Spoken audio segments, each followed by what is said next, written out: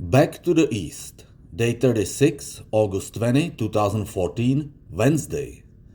The alarm on my cell goes off at 7:30. I pack my stuff together and bring the baggage to the car. Bob is drinking coffee in the kitchen, pouring a cup for me. He's having a dentist appointment this morning, which means no breakfast. The dogs are frolicking around me like they already know that I am leaving, and this is their way to say goodbye to me. I am petting Jackie for the last time, and Bob walks me out. Take care, my brother. Thanks for everything, and enjoy the rest of your vacation, I say to Bob, and have fun with the dentist, trying to encourage him for the upcoming appointment. I will. Break your leg. He's following my drift. I take off from the neighborhood and connect on Interstate I-10 East. The morning traffic on the freeway is getting worse as close I get to the center part of Phoenix. I can't drive faster than 20 miles per hour or the line stops completely. Solving this pickle is easy. I take the next exit and turn on much less busy West Van Buren Street I drove on yesterday. The sun is hanging on the bright sky ahead of me. It is pleasant morning with the temperature at 82 degrees.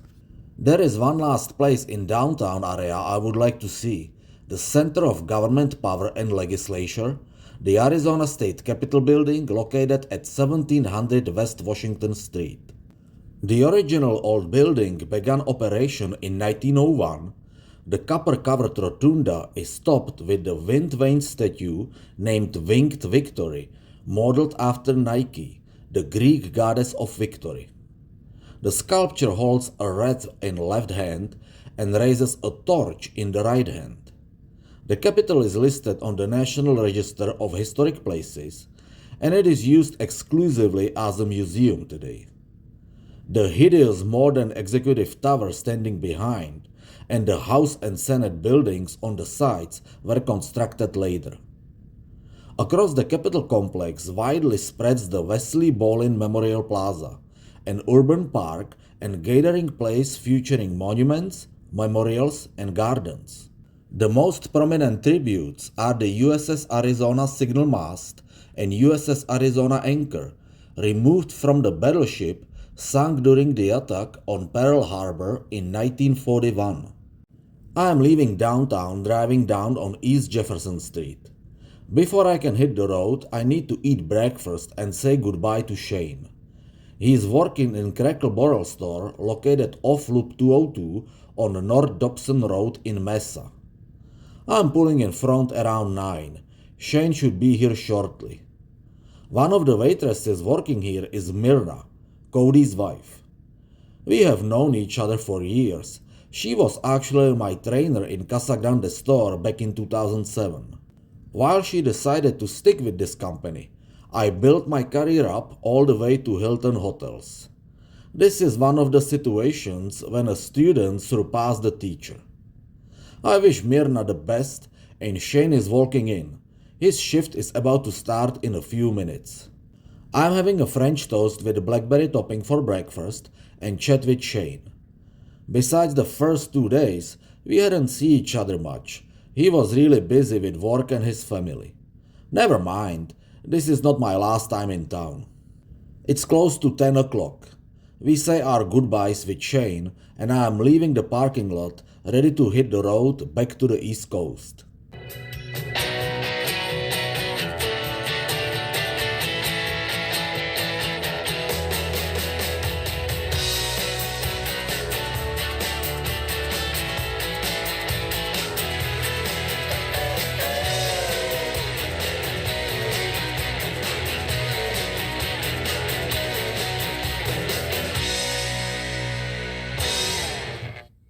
I am driving north on State Road 87. The highway is passing through the Salt River Pima Maricopa Indian community, heading towards the hills. For the last time, I can catch sight of Four Peaks Mountain standing in distance on the right of the road. I feel kind of gloomy. A smaller part of me wants to turn around and drive back to Phoenix, but the bigger part holds the wheel firmly straight. I need to distract myself and I dial my sister's Radka phone number. I didn't talk to her for 10 days, and she's eager to know what's going on with her younger brother. The highway is making its way through the rough terrain, climbing up the steep hills and falling down to the deep valleys. Some areas have no signal coverage, and my phone call with Radka gets cut off a couple times. The road ascends to an elevation of 5,000 feet and enters the city of Payson. This small community with about 15,000 residents is located very near to the geographic center of Arizona, and that's why the town is called the Heart of Arizona. I'm turning right on US Highway 260 going east. Meanwhile, the landscape completely changed. A green thick evergreen forest, common for this part of Arizona, is covering the scenery. A number of campsites and hiking trailheads pop up on both sides of steadily climbing road, going uphill till it hits the edge of Mogollon Rim at the elevation of 6,000 feet. The weather up here quickly changes. Out of nowhere comes a heavy rainstorm pouring down strongly. The windshield wipers works on full speed, clearing the water flow, while the temperature drops to 53 degrees. On the next intersection, I switch to Arizona Road 377, entering the Colorado Plateau. The pine forest stays below the Mogollon Rim, and the landscape widely opens to the never-ending empty mesa. The weather is playing with me like a cat with mouse. Now the sun is back on the blue sky stage, and the temperature rises to 76 degrees. The road is smoothly rolling for the next 36 miles to the city of Holbrook. I am passing through the historical downtown via Navajo Boulevard, connecting on Interstate I-40 East, the third longest interstate in the country and the major east-west road of the interstate highway system, stretching from Barstow, California to Wilmington, North Carolina. I will spend next 2 days and roughly about 1450 miles on this interstate. I make myself comfortable behind the wheel and start counting down the first miles. At exit 311 stands the Painted Desert Visitor Center, the entrance to the Petrified Forest National Park. This world-famous location has become a protected area for its large deposits of petrified wood, naturally created as the result of a tree or tree-like plants having completely transitioned to stone by the process of permineralization. All the organic materials during a 1,000-year-long period have been replaced with minerals while retaining the original structure of the stem tissue. The lifetime of my Arizona stay is coming to an end. The last populated community in the state, called Lupton, located directly at the border, just passed by, and after 12 days I am crossing to the next state on my trip. New Mexico.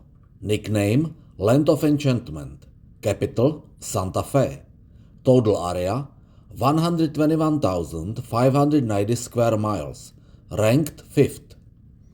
New Mexico's admission to the Union on January 6, 1912, as the 47th state, came only 5 weeks before Arizona's. That's not the only one similarity. Also, the total state area is just slightly bigger than Arizona. However, New Mexico is much less populated, with little over 2 million residents, is ranked 36th, while Arizona is 15th. After a few miles past the state line, I am pulling over at the visitor center to use a restroom. Visitor centers have generally clean and well-maintained facilities and most rest areas along the freeways as well. A gas station at the other end often provides an unpleasant facility, unless the ones at the travel centers like Pilot or TA. The exhibition inside the visitor center introduces the state of New Mexico and closely presents some of the legendary residents. Like this brochure I'm just holding with an old ferrotype photograph on the front page, the young man posing with a rifle is nobody else than Billy the Kid. Born in Manhattan, This 19th century gunman became a notorious frontier outlaw and folk hero for his youth handsome appearance and number of killed men. His short and violent life ended in a gunshot on July 14, 1881 at Fort Sumner, New Mexico at the age of 21. The first bigger place on the interstate, the city of Gallup, comes after 20 miles. This is my third time in the past 4.5 years driving from Phoenix to the East Coast via Interstate I-40, and it is my tradition to stop by in Gallup's Crackable restaurant and grab a bite to eat. Breaking an old habit while on the road isn't a smart thing to do, plus I am getting hungry for a late lunch anyway. I didn't realize that New Mexico observes the daylight saving time and all of a sudden it is 4 o'clock afternoon. The car is also pretty thirsty after being several hours on the road and it draws over 12 gallons of gas in a heartbeat. The NPR station keeps me company for next 2 hours till I approach the biggest city in the state, Albuquerque, with a population of nearly 560,000 residents. The traffic on the interstate rapidly increases and I get stuck in a slow-moving line. Ultimately, I have to put my sneaking skill at work and find my way through the traffic jam, otherwise I would be stuck here till Christmas.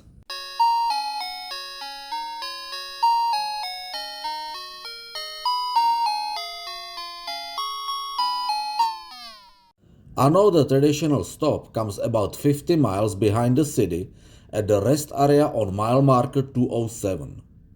The site is situated on a low hummock above the surrounding flat land, featuring usually clean restrooms, picnic area, enough space to stretch a bit, and wide view over the open plains. The sun starts leaning towards the horizon, slowly falling from the sky. It may land in the Valley of the Sun. I am staring to the far distance in that direction, perhaps hoping to spot a summit of the Camelback Mountain. But it is too far away from here, and so is Phoenix. Much closer comes the dusk gradually growing on the east side of the sky where I am about to drive. Bye Phoenix. Bye Arizona. 8 o'clock just passed. The wide open landscape is getting covered with the mysterious dark coat, and the sun leaves the sky stage for good. It's time for dinner and perhaps a break. Hours of constant driving beat me down badly.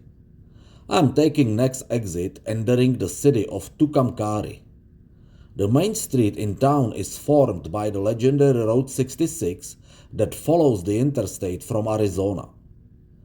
I have to drive on the boulevard back and forth till I finally find a decent looking place to eat. I order just a light meal. I am more tired than hungry. I start writing the journal, check the internet news, and get back on the road. Driving the whole distance of Interstate I-40 through New Mexico is truly exhausting and super long, for the entire length is 374 miles.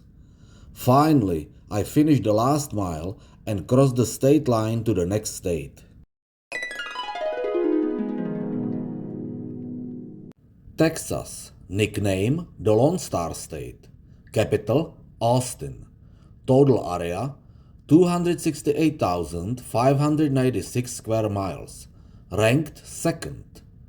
The second largest and second most populous state may try to scare me with its size, although the state motto is friendship. Anyway, I should pass through relatively fast, as I will be only crossing the northernmost region shaped as the rectangle called Texas Panhandle. Believe me, I know very well what it's like to drive from the easternmost part of Texas via Interstate I-10 to the westernmost part, roughly 881 miles. I drove through this infinity twice. The biggest city in the Texas Panhandle is Amarillo, about 70 miles from the state line. Entering Texas isn't just a crossing into a new state, it also brings a change of time. The Central Time Zone pushes the clock 1 hour forward and it is close to 11 p.m. now. If I want to make it to Amarillo before midnight, I will have to squeeze the gas pedal a bit harder. Thank God that the speed limit remained same at 75 miles per hour, just like in New Mexico and Arizona. With a slight exceeding, I should be able to make it. Just a few minutes before midnight, I arrive in Amarillo city limits. I'm not planning to call it off yet. All I need is to refuel the gas and I can keep going. I'm trying to find a gas station when the midnight strikes. The 48th state, day 37, August 21, 2014, Thursday. It's 5 minutes past midnight. I'm at the gas station refueling the tank. A gusty wind runs through the city streets and the sky appears murky and starless. Hotels and motels in commercial zones on both sides of the interstate trying to convince me to get a room, but I still have enough strength to keep driving. Soon I leave the city behind and get back deeply into the dark open plains. Like I was saying yesterday, driving through Texas should not take long this time, and before 2 a.m. I cross to the next state. Oklahoma, nickname Sooner State, capital Oklahoma City, total area 69,898 square miles, ranked 20th. Most of the state areas stretch in the Great Plains, a region that suffers severe weather conditions every year, especially tornadoes in the summer. Hopefully there will be none today. Besides the climate, the state's economy is strongly attached to the powers of nature as the major producer of natural gas, oil, and agriculture products. I am pulling over on the rest area by the Welcome Center about 10 miles past the state line. I need to take a short break from driving, perhaps laying down for a while would do. I spread my blanket on the grass underneath the tree, take off the shoes and relax. The sky in Oklahoma offers a totally different picture than the one in Texas, with thousands of glittering stars and a huge moon hanging over my head. The moon is in shape of a letter C, which means it is waning. When the moon is in the shape of a letter D, it is waxing. I am laying on my back watching the sky, feeling peaceful. The next 150 miles on the road passed pretty fast, and around 4:45 a.m. I am entering the capital and the biggest urban area, Oklahoma City. The downtown high-rises glow on the left, while on the right stands a gas station with a fantastic price of $2.99 per gallon. I would never believe to still see gas under $3. Too bad, less than an hour ago I refueled the tank again for $3.19 a gallon. Well, I'm not gonna cry over spilled milk, actually over spilled gas. I am making another stop at exit 185, the location of Shawnee Mall, a regional shopping and trade area with number of restaurants to have breakfast. Cracker Barrel is one of them, but it's only 5:30 now and the place opens at 6. I'm not gonna wait. The next door eatery, I hope, is open 24/7. I'm walking in and a group of 6 local cops just coming out. Most of them are pretty fat and out of shape. If they come to this place for a pancake breakfast on daily basis, no wonder they look like this. Come on guys, tomorrow try the healthy store instead. I'm enjoying my pancake breakfast and texting to my sister Radka to let her know my location so she can track my path on her computer. I am back on the road. The sun is quickly rising on the horizon from the depth of darkness. The radiant sunlight is shooting directly into my eyes. Although I've just drunk 2 cups of coffee with my breakfast, the overnight driving is finally kicking in and I can't steer the wheel anymore. I get off the freeway at first coming exit and finally have some shut-eye time. When I wake up, The sun is already way up on the sky, beating the world below and bringing the temperature to 90 degrees. I wash my face and brush teeth the usual way and sit back behind the wheel. The Interstate I-40 East crosses over Lake Eufaula, a famous recreational spot and the largest reservoir in the state of Oklahoma, built on Canadian River. Lake Eufaula State Park is situated directly within the shore, but the lake is probably better known for its fishing tournament that draws anglers from across the United States. The blue water surface glitters in the sun, tempting me to jump in directly from the freeway bridge. Although this sounds very refreshing, I pass on. I am paying more attention to the captivating surroundings rather than to my travel speed, and all of a sudden I hear a police siren right behind me. Damn, state trooper is on my ass. I am pulling over on the right shoulder, having my license and registration ready for the officer. He looks totally different than the local cops I've met earlier today. This 6'3" tall and 220 pounds guy is a muscular, bald Ironman I would not want to fight with. He says I was doing 76 miles per hour while the speed limit is only 70 miles per hour. Although I know that, I play stupid and start explaining that since yesterday I am driving from Arizona and the speed limit in the states I was passing through is 75 miles per hour, and I was just going with the flow here in Oklahoma as well. He's cool about it. The real reason he pulled me over besides the speeding is that he noticed my Maryland license plate and he's having a doubt about possible narcotic smuggling situation. His suspicion grows even bigger when I told him that I am driving from Phoenix, which is not really far from the southern Mexico border. This theory of his doesn't surprise me at all. Sometimes I watch the TV show Cops, so I know that Oklahoma is frequently used as a transit state for drug smugglers. Totally calmed, I am giving the officer permission to search my car, but he doesn't go for it. After all, I don't look too suspicious, I guess. He most likely realized that I am just a regular drifter driving over the country. He does give me a written warning for the speeding though, shakes my hand and says to me, "You are a good man, sir." "Thanks, officer. You are doing great job. This country needs more people in public service like yourself," I say and hit back on the road. I lower my speed a bit, but honestly, it's a pain in the neck for me to drive 70 miles per hour. I could go faster riding my mountain bike on a good day. Even with this snail speed, soon I am entering my next coming state.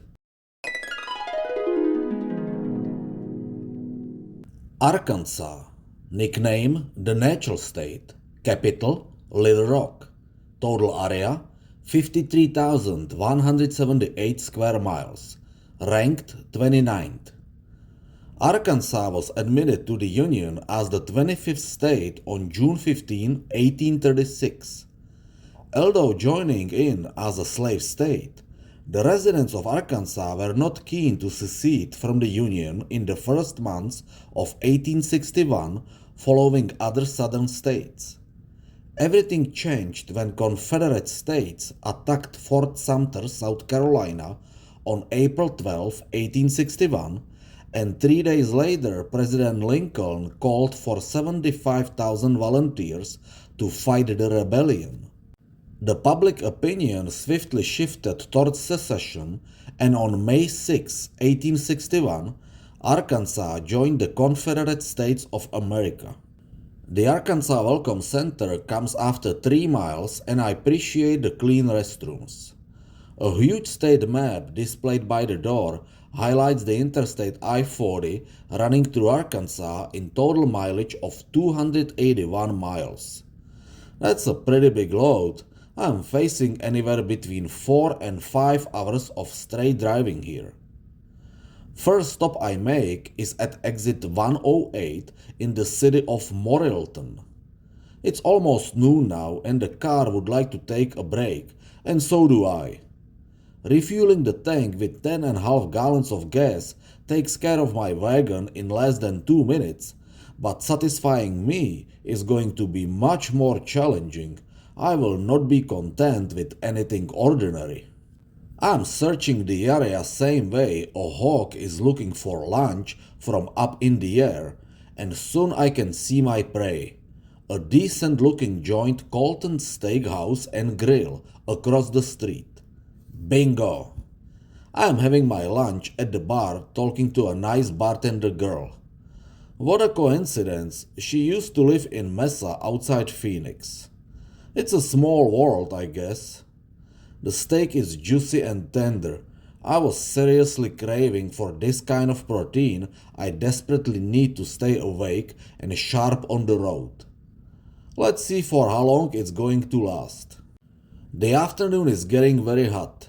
Sun's turning the interstate into a hellhole. The protein in my stomach burned much faster than I would expect, and I have a hard time keeping my eyes open. Drinking another coffee would make no difference. I know what I have to do to pass through this. I'm checking the Google Maps app for the closest rest area. One is coming within 20 miles at mile marker 199. Okay, I should make it to that one. The rest area is surrounded by a calm pine grove not far from White River. A tall loblolly pine tree provides a nice shady spot where I can spread my blanket and take a well-deserved nap. That's all I needed. Now I feel well rested. I stick around for a little longer. I have one important thing to check on. 2 weeks ago, when the Czech soccer team Sparta Prague lost the third preliminary round of the UEFA Champions League, I felt badly about it. Sparta actually didn't go to hell like I said in emotions after finding the results. They are getting one last chance to save the season in the European Cup competition. However, it's not in the most prestigious UEFA Champions League, but the second-class tournament UEFA European League. Earlier today, Sparta played in Netherlands with a local team, Zwolle, and they tied 1-1. The second leg game is coming next week at Sparta's home stadium. We'll see. The afternoon traffic on the interstate is far worse than in the morning. Lines of slowly moving trucks choke the freeway and it takes a lot of patience to pass. However, the real challenge comes when a couple of construction zones suddenly dam the road and the line of waiting cars is as long as the Great Wall of China. Even with those obstacles, I finally arrive in West Memphis, the last stage before crossing over the mighty Mississippi River. 6 interstate lanes shift on the Hernando de Soto Bridge, also called the M Bridge, due to its distinctive shape. The bridge is named after the 16th century Spanish explorer and conquistador Hernando de Soto, who led the early expedition into the New World territory, and he's considered to be the first European crossing the Mississippi River. Passing the deep and muddy waters of Mississippi River will bring me back to the east, but also in a new state on my trip. Tennessee, nickname the Volunteer State, capital Nashville, total area 42,144 square miles, ranked 36th. Over the century, Tennessee has played a major role in contribution to American popular music, including rock and roll, blues, country, and rockabilly. Memphis is by many considered to be the birthplace of blues, while Nashville is most famous as the longtime capital of country music. Memphis is also home to Sun Record Studio, where Elvis Presley in 1953 recorded his first song. I've already had the pleasure to visit his Graceland mansion back in 2003, getting in closer touch with the king of rock and roll. Memphis is the biggest city in Tennessee, The Interstate I-40 East sharply bypassed the downtown and financial district area while I just keep going without stopping or taking a break. The traffic in Tennessee is moving much faster than in Arkansas, even though the speed limit remains at 70 miles per hour. Although on certain straight stretches I go way over 80 miles per hour, I'm still not the fastest driver on the freeway, and many cars pass me by way faster. I'm fully aware that I already got a warning this morning for speeding, but it's already mid-afternoon, plus this is a different state and I need to make it to my destination today. Later I make a quick stop at exit 172 to grab a dinner at Cracker Barrel. The cute chocolate waitress Mary fully understands that I'm in rush and serves the food and the bill quickly. Thanks, girl. My car also needs attention. I'm refueling the tank for the 4th time today. Shortly before 8 p.m., I'm approaching the capital of Tennessee, city of Nashville. I'm driving my last miles on Interstate I-40 East. I've been on this road since Arizona. Although it was just yesterday, it feels like it was ages ago. Taking exit 208 connects me on another interstate I-65 north and I keep going. The first powerful shadows of the night are getting the upper hand over the daylight, but I still have about 60 miles to drive. The high-risers in downtown Nashville start to light up and the car radio is playing cool, relaxing alternative music. The darkness completely covered the land and my journey through the state of Tennessee is almost over. I am less than a mile away from accomplishing a great achievement. Next state coming on the road is my 48th contiguous state on the record. Kentucky. Nickname Bluegrass State. Capital Frankfort. Total area 40,407 square miles. Ranked 37th. This state becomes as unique link on my contiguous chain as it was important during the American Civil War as the key border state. The importance of Kentucky for the Union consisted mainly in ability to hold another border states, Missouri, Delaware, and especially Maryland, which was vital for defending the capital city Washington, D.C. President Abraham Lincoln declared, "I hope to have God on my side, but I must have Kentucky." How ironical that Kentucky wasn't just a birthplace of Abraham Lincoln, but also of his southern rival, Confederate President Jefferson Davis. I'm taking exit 22 Scottsville Road to pull in front of first hotel I could find in the city of Bowling Green. I'm tired to death. All I want is to get a room, drink a couple beers to celebrate a bit, and then peacefully die in the bed and come back to life tomorrow morning. The Microtel Inn and Suites offers rooms for $52 plus tax a night. I'm actually familiar with this brand from my previous trips. The front desk guy congratulated me for my accomplishment when I told him about my 48th state official visit. Thanks, man. I'm just dropping my stuff in the room for now. I'm heading out for some entertainment. Cracker Barrel restaurant stand right next door. That's possible winner for the breakfast tomorrow morning, but right now I'm seeking different kind of joint. The only establishment I could find is the Duck's Motor City Bar and Grill across the main road. A typical dive bar with a very disappointing draft beer selection, not exactly best for a special toast I'm about to make, but you know what? I don't care. I made it to the 48. Cheers to that.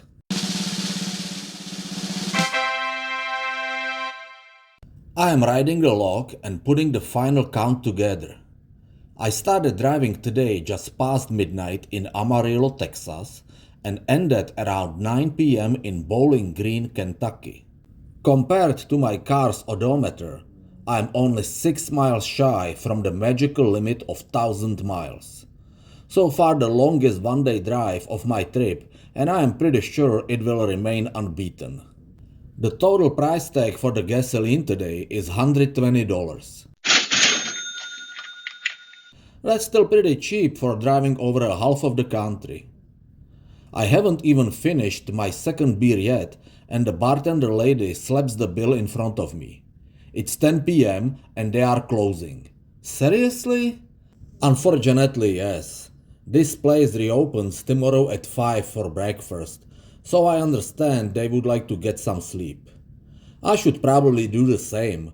A big exploration of Kentucky is on my agenda for tomorrow, starting early in the morning. I walk back to my room and get ready for bed. A 2008 British drama and 8 Academy Awards winner movie, Slumdog Millionaire, is on TV, but I already saw this play with Redisa back in Phoenix. I can go straight to sleep then. The 48 star leads me directly to Happyville. United we stand, divided we fall. 310 feet under. Day 38, August 22nd, 2014, Friday. The alarm goes off at 7:30. Although I slept well through the entire night, I could keep sleeping for a couple more days. I'm chilling and stretching in the bed and finally get up an hour later. A quick shower helps me with the awaking, and soon I'm checking out. Like I said yesterday, Crackle Barrel store stands right next door, but I take a rain check.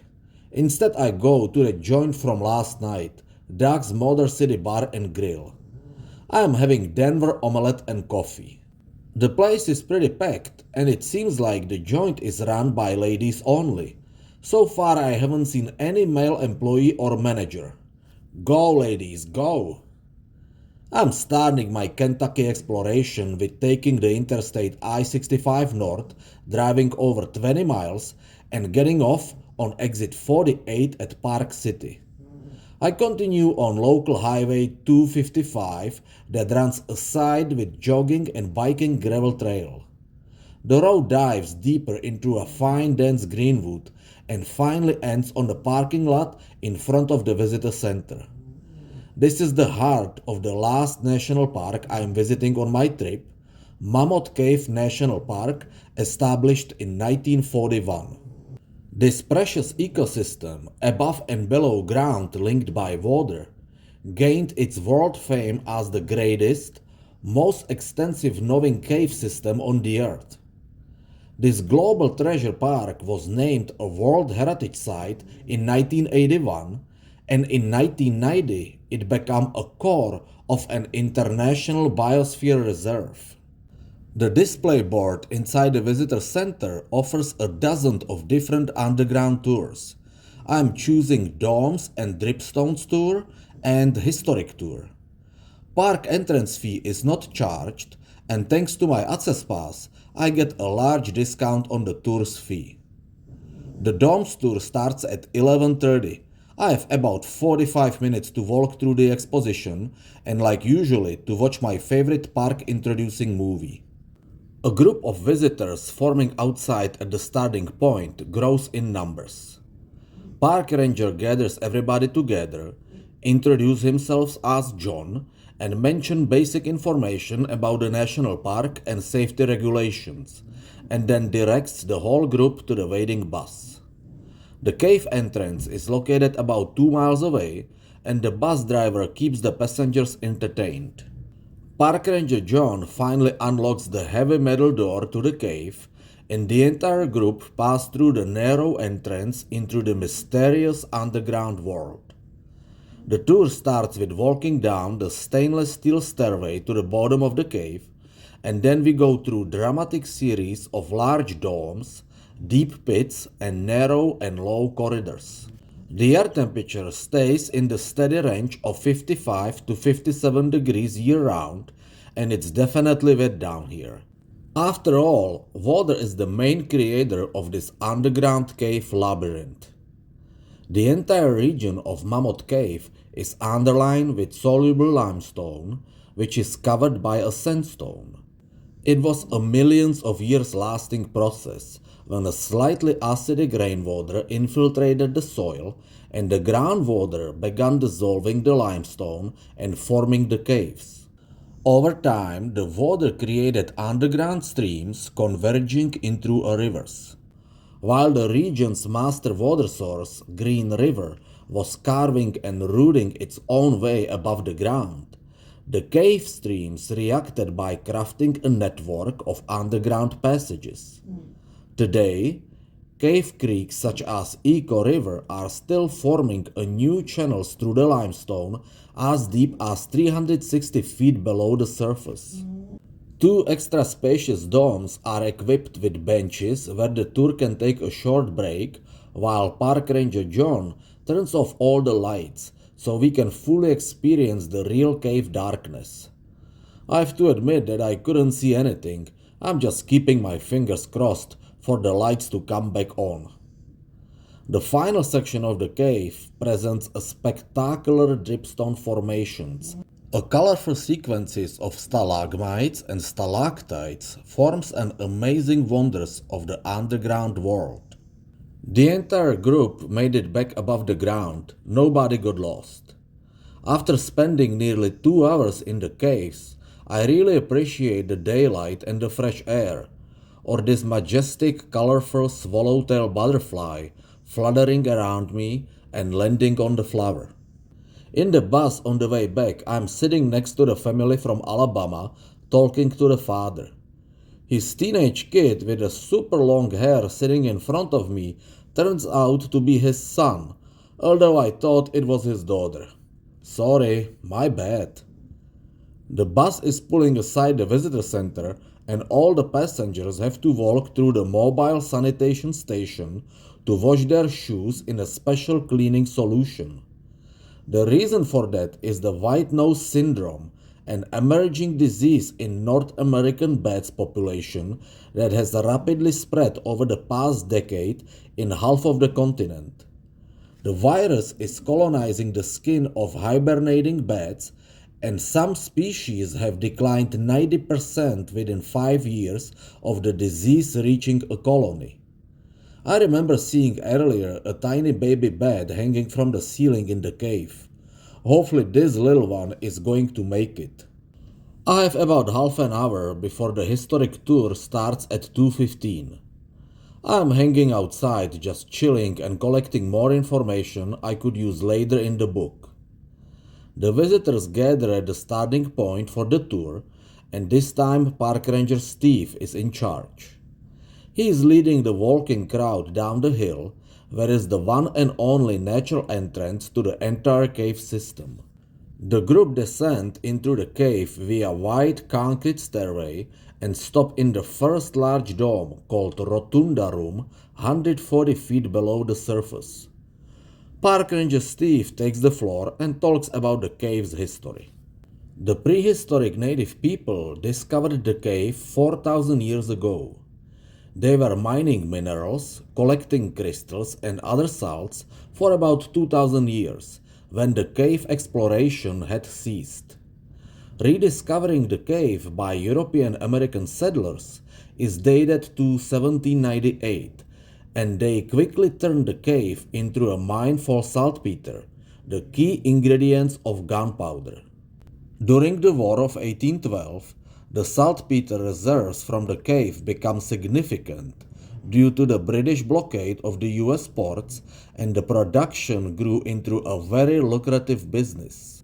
The precious mineral, mined by the slaves, was shipped to Delaware, where the French-American chemist and industrialist Eleuthère Irénée Dupont de Noix, simply known as DuPont, manufactured saltpeter into gunpowder at his mills. A new period in the cave's history started with Stephen Bishop, a self-educated mixed-race slave, first time entering the Mammoth Cave in 1838. Bishop explored many miles of the vast cave system and became the first guide for the early visitors. He called the cave a grand, gloomy, and peculiar place. Bishop was freed in 1856, but suddenly died a year later at the age of 37. An exposed excavation of old mining site opens in the middle of the Rotunda Room, with remains of wooden gathers and working tools. The group is slowly moving through the corridors to the next dome, displaying a well-preserved Indian artifacts, such as cane reed torches used to light the way into distant parts of the cave. An old native drawings and tableaus covers the walls and ceiling. The main feature of the next dome is a huge rectangular boulder, 40 feet long, 20 feet wide, and 8 feet high, strictly resembling a coffin by the shape, and its name, Giant's Coffin, confirms the theory. Park Ranger Steve turns off all the lights, keeping only one old-fashioned lantern on to introduce the conditions which the early visitors and workers experienced 100 years ago. The entire cave feels seriously creepy. A small twinkling flame captured inside a lantern is the only element between the poor light and complete dark. Park Ranger Steve keeps playing with the lights, using his flashlight for a scary trick. He's glowing the light on the coffin boulder under a certain angle, creating a shadow on the wall behind, and then he's slowly moving the light so it appears like the casket is opening. Oh my! The tour continues around another famous landmark, the Bottomless Pit, about 105 feet deep sinkhole, named so because early explorers' lanterns couldn't reach the bottom, making it seem endless. Next stage is the Fat Man's Misery, a super slim, twisty walking corridor one would not want to get stuck in. The cave's excursion soon reaches the lowest spot on the tour, 310 feet below the surface. From this point, the only possible ongoing way is up, through the 180 feet tall stainless steel stairway that brings the group back to the Rotunda room, and here the white concrete stairs safely leads everybody back above the ground. Also this time, all visitors have to go through the sanitation station to wash their shoes. I saw enough attractions underground for now. It's time to explore the natural beauty of the park up on the surface. I am driving down the Flint Ridge Road through the serene greenwood, resembling a dense emerald haven. The road passes the Mammoth Cave Baptist Church, a white wooden spiritual sanctuary built in 1927. The attached cemetery was established 100 years earlier. The next stop is in Denison Ferry Deuse area, located directly on the bank of Green River. The site provides a few picnic tables, portable toilet, trash cans, and steep concrete stairs leading down to the river for easy canoe and kayak access. This is a very quiet and peaceful spot far away from the busy and loud visitor center. I am the only one here. I am sitting on the concrete stairs watching the silent flow of the muddy river. It reminds me of the Potomac River in Maryland, the mysterious magic and legacy of history.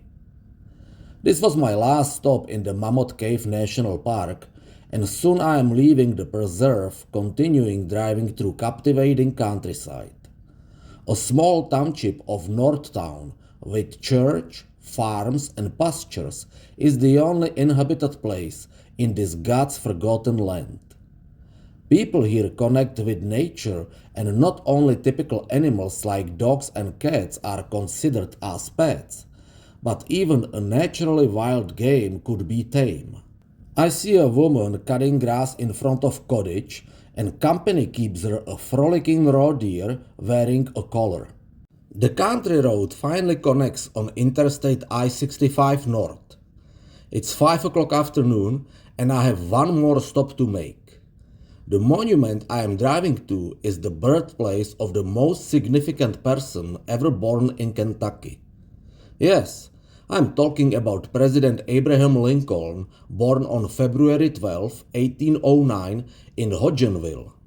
The Abraham Lincoln Birthplace National Historical Park is located south of the town. I'm pulling in front of the main entrance, compared to my car clock at 5:45 p.m., but the gate is closed although the monument's supposed to be open till 6. I'm apparently the only one who think that it's 5:45. In reality, it's 6:45. I didn't realize that Kentucky splits in between two time zones. While Mammoth Cave National Park, located in Edmonson and Hart counties, sits in Central Time Zone, Hodgenville, located in LaRue County, is in Eastern Time Zone. Only now I check my cell phone, which changed the clock automatically, seeing the actual time 6:45 p.m. The park ranger standing by the gate understands my pickle situation and gives me a tip how to see at least the memorial building, because the museum and visitor center is definitely closed. He suggests to take the next way Nancy Lincoln Inn Road that runs down to the privately owned lodge located on the National Memorial property. Thanks, I appreciate your help, I say to the park ranger. I'm turning right, driving down the dead-end road, pulling in front of the Nancy Lincoln Inn, the craftsman-style cottage built in 1928. I leave my car here and walk over the juicy green lawn towards the memorial building. The park's peaceful and silent atmosphere is very captivating. Too bad that I came late and didn't have chance to spend more time here. Definitely next time when visiting in Kentucky. I am taking a picture of the neoclassical structure that was built as the first memorial to honor Lincoln and walk back to my car. The Kentucky Road 61 brings me to Hodgenville Historic District, situated 2 miles north. Here in the center of the round Lincoln Square arises the Abraham Lincoln statue, featuring Lincoln sitting in an Empire-style chair on a marble foundation. The 6 feet tall bronze sculpture is a creation of Adolf Alexander Weinmann, a German-born American sculptor. To commemorate the centennial of Abraham Lincoln's birth, the formal dedication happened on May 31, 1909, and Lincoln's son Robert Todd Lincoln was present at the ceremony, together with over 10,000 invited guests and spectators. My stomach have been bothering me for a while, as I literally haven't eaten anything since breakfast. I couldn't find any decent place to eat in this town. The closest bigger city is Elizabethtown, 15 minutes away. I should be able to find something there. Elizabethtown is a seat of Hardin County with a population of 30,000 residents. I'm approaching the city limits via East Dixie Avenue. The boulevard crosses the train tracks and brings me to the heart of the historic district, the Courthouse Square with the Hardin County Courthouse in the center. This brick structure was built in 1933 in Georgian Revival style. The district continues along West Dixie Avenue, containing nearly 40 historical public buildings and residences. Finally, further north comes large commercial zone, Town Mall Shopping Center with number of restaurants. I quickly blaze for Longhorn Steakhouse. Although it's not a local business I usually like to support, this time I stick with the devil I know. The 12-ounce steak was cooked to perfection, like always in this joint. This was most likely my last dinner on the trip. Tomorrow I should return to Maryland. The sun has been off the sky for a while now, but for me the day is not over yet. I still have some driving to do. I'm taking the Bluegrass Parkway and driving towards Lexington. The sky is pitch black. I don't see anything good coming out of this. As soon as I finish my thought, a scary lightning bisects the heavens and a huge rainstorm of biblical proportions starts soaking the earth. Maybe it wasn't the best idea to get on the road, but it's too late now. I need to focus on driving and keep going. After nearly 70 miles long chase, I ultimately escaped the rain. It's before 11 p.m. when I am pulling at gas station. More than 10 gallons of gas is the late dinner for my car, while I break my own principle and get a fresh baked donut.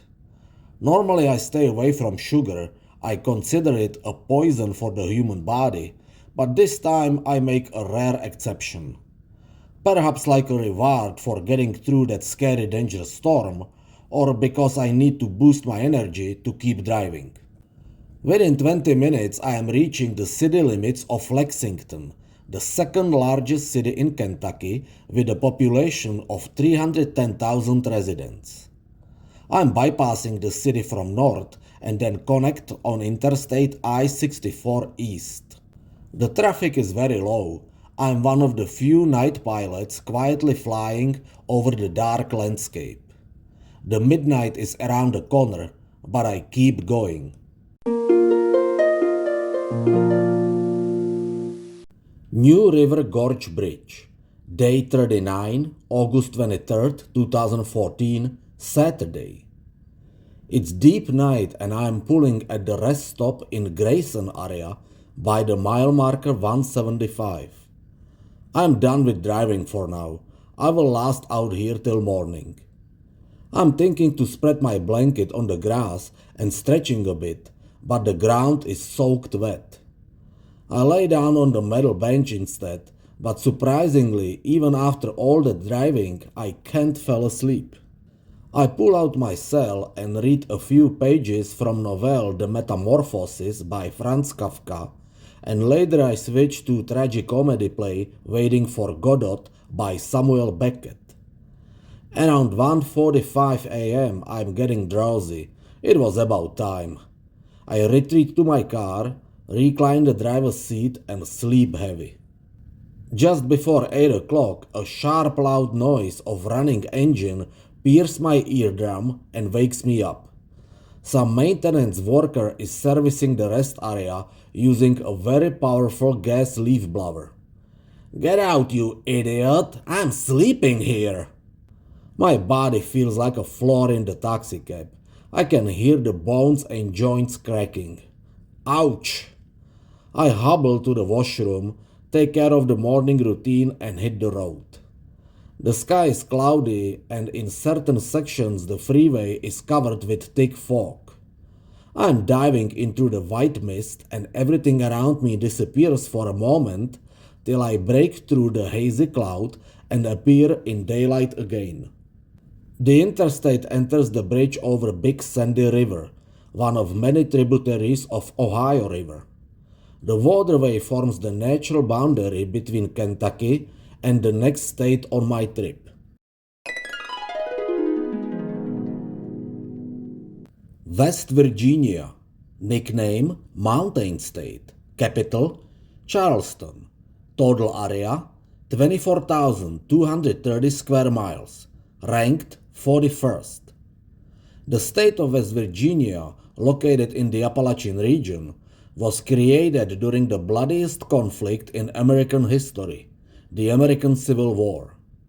In 1861, the delegates from northwestern counties of Virginia, supported by its residents, decided to break away from Virginia and stay loyal to the federal government.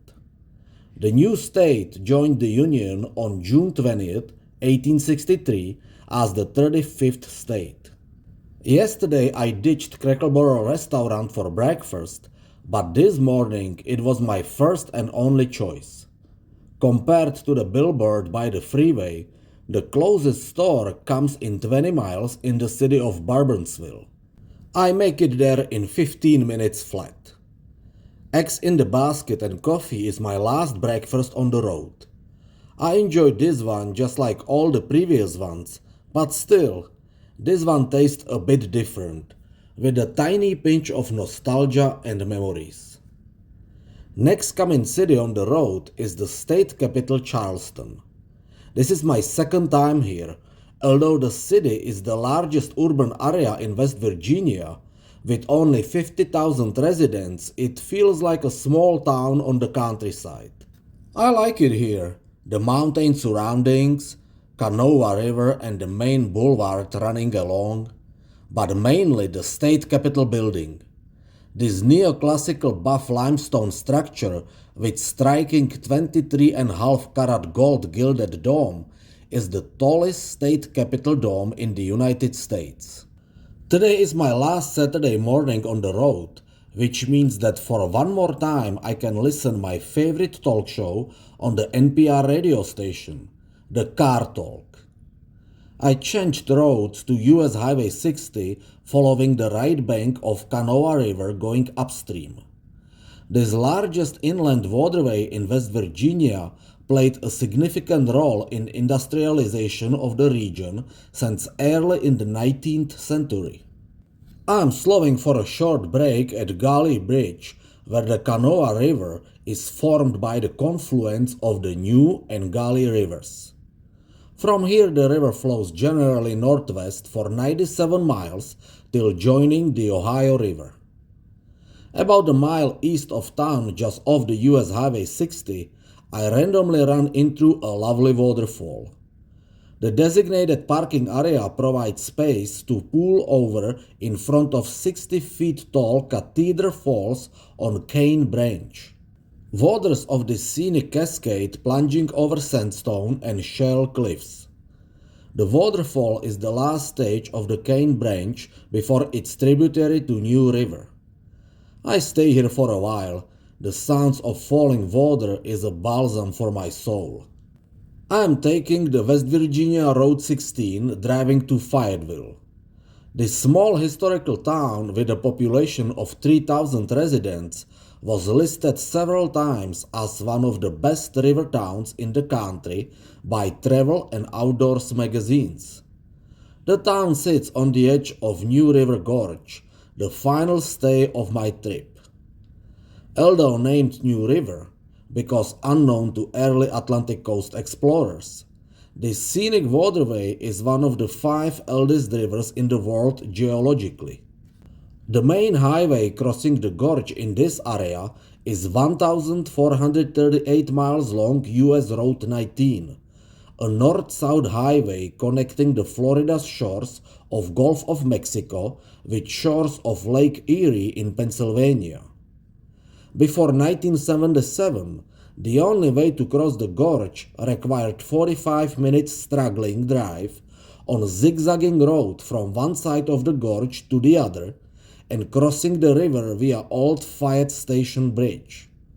But then everything changed with the opening of the New River Gorge Bridge. This monumental steel single-arch bridge is 3,030 feet long, 69.3 feet wide, hanging 876 feet above the New River. With an arch 1,700 feet long, the bridge was for many years the world's longest steel single-span arch bridge, and today it's still the longest arch bridge in the Western Hemisphere. Constructing this masterpiece of engineering took only 3 years, bringing an exceptional impact on local transportation. Although not even 50 years old, the bridge was added to the National Register of Historic Places in 2013. I am turning on the US Road 19, entering the New River Gorge Bridge. It feels like driving above the clouds. New River flow deep down below on the bottom of the gorge. What required 45 minutes back in the days, it took literally 45 seconds today to cross from one side of the gorge to the other via the new bridge. I'm turning right to the Canyon Rim Visitor Center, featuring an exhibit introducing the people, culture, and natural history and the gorge industrialization. The boom of the region started around 1873 with the construction of the railroad. Coal mining and extensive lumber production was the core of the local economy. New towns like Turmont were developed to support the railroad, but many of them declined and became ghost towns when the industry interest changed. In the auditorium, I watched a short document about the bridge construction and stepped out on the upper deck overlooking the gorge with the New River. Although the canyon was heavily logged throughout the past century, the landscape is now recovering with the ecosystem returning to its more natural state.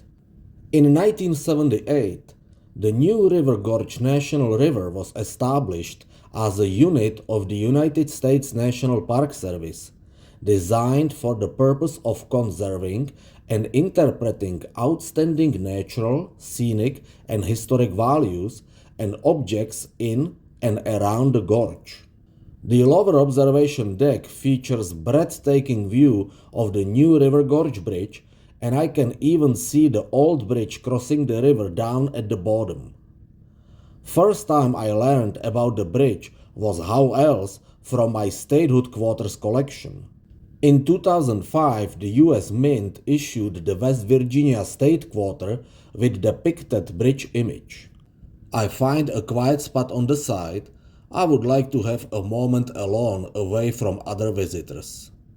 The past 39 days have become an amazing journey of my life, but I won't forget that 6 months ago I was on the brink of entering the place of no return, and that standing here right now is nothing less than a miracle. I would like to say a prayer now. Father God, Creator of the earth and heaven, thank you for giving me a second chance. Stay in my heart and mind. Provide a light and guidance in my life. I am your most humble and loyal warrior. Amen. The sky is still grey and gloomy. It's hard to predict what's gonna come out of this. Either a hot sunny afternoon or another rainstorm. Regardless, I am prepared for both for my last 311 miles to drive. Up to Maryland. I am driving on US Highway 60 going east. The highway runs through the wide open countryside, small cities and villages, rolling over the hills and falling to the valleys. The landscape phase doesn't change much when I connect on the Interstate I-64 East. Slightly past 3 o'clock, I take the exit 169 by the city of Lewisburg. For the last time, I am refueling the tank and grabbing a light soup and salad lunch in Ruby Tuesday restaurant. The traffic on the freeway is pretty low. The only company I have is a lousy local radio station. One thing I didn't bring with me on this trip is my CDs collection. It would definitely come handy now. I'm peacefully observing the sceneries and soon crossing to the last but one state. Virginia. Nickname Old Dominion. Capital Richmond. Total area 42,774 square miles. Ranked 35th. The Virginia state motto is Sic Semper Tyrannis, adopted in 1776. Those words were stated many years later during one of the most terrifying incidents in the American history, the assassination of President Lincoln. On April 14, 1865, Abraham Lincoln attended the play Our American Cousin at Ford's Theater in Washington, D.C. 5 days earlier, the American Civil War, after 4 years of bloody fighting, ended when the leader of the Confederate Army of Northern Virginia, General Robert E. Lee, surrendered to Lieutenant General Ulysses S. Grant, the commander of the Union Army of the Potomac, in Appomattox Courthouse, Virginia. The assassin, John Wilkes Booth, a famous American stage actor and Confederate sympathizer, slipped into the presidential box at 10:15 p.m. and fired his .44 caliber single-shot Derringer into the back of Lincoln's head. Booth leapt onto the stage and shouted, "Sic Semper Tyrannis." Although Booth broke his leg in the fall, he managed to leave the theater and escape from Washington on horseback. Booth was shot and killed 12 days later, on April 26, 1865, on the Garrett Farm near Port Royal, Virginia. The weather in Virginia lastly makes up its mind and gives me a definite answer about which direction it's going to take. A heavy rainstorm slaps the interstate and surrounding landscape, pouring a streams of water down the skies. Good timing, I can slow down a bit and make a couple final phone calls to Czech Republic to my boy Dog and my sister Radka.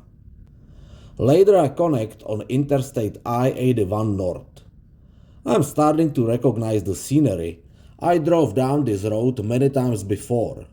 The rain keeps chasing me locally.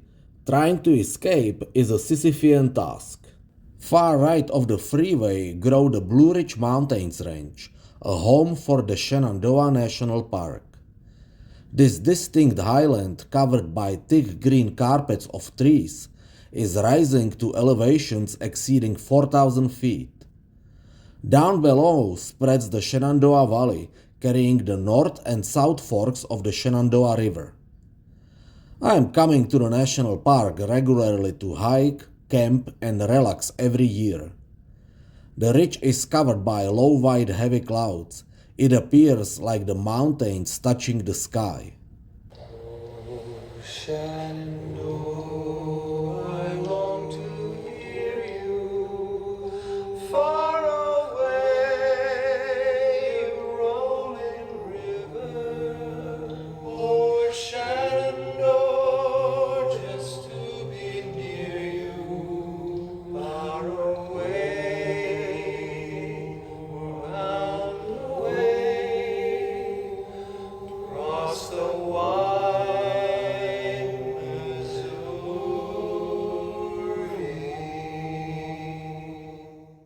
I take the Interstate I-66 East, leading directly to Washington, D.C. metro area.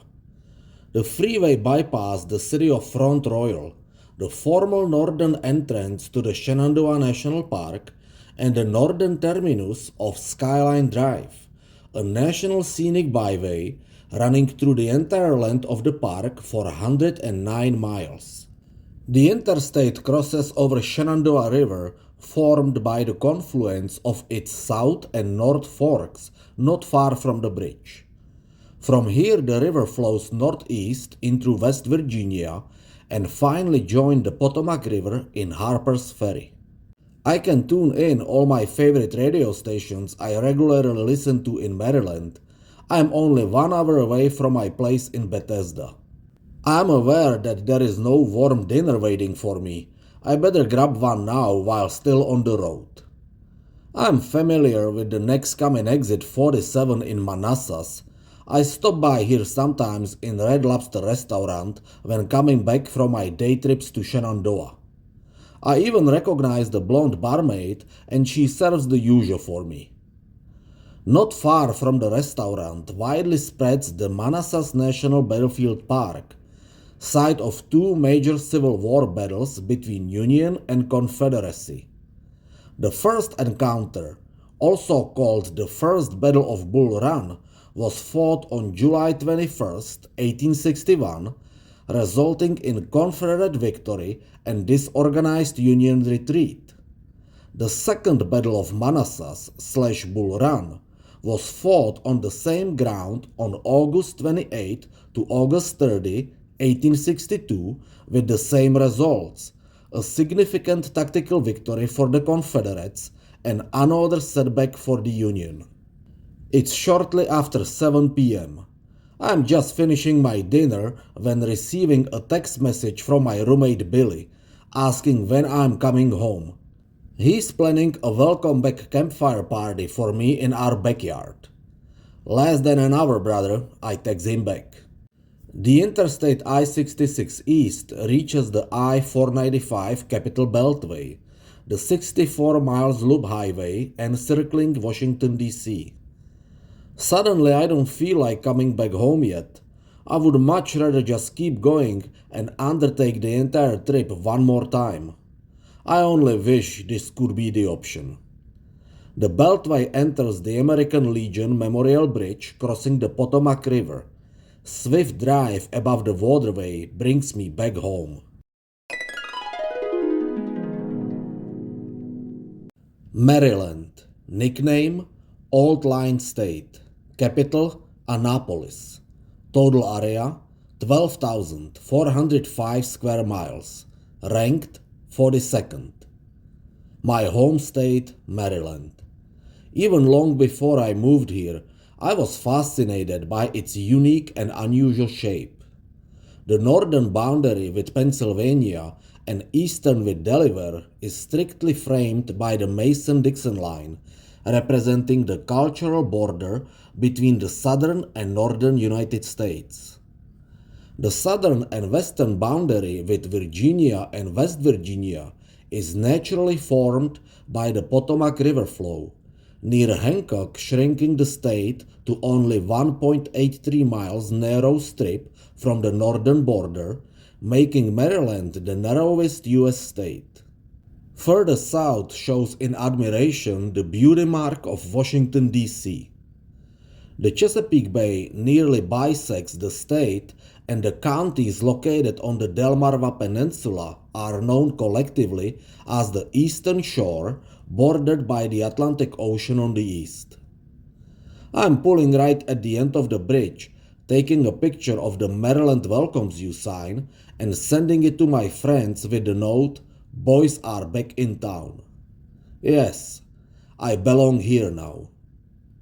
I live exactly 6.1 miles from the state line in Bethesda, and it takes me around 8 minutes to enter my neighborhood. At 7:54 p.m., I am pulling in front of my house, and the car's mileage stops at 137,669 miles.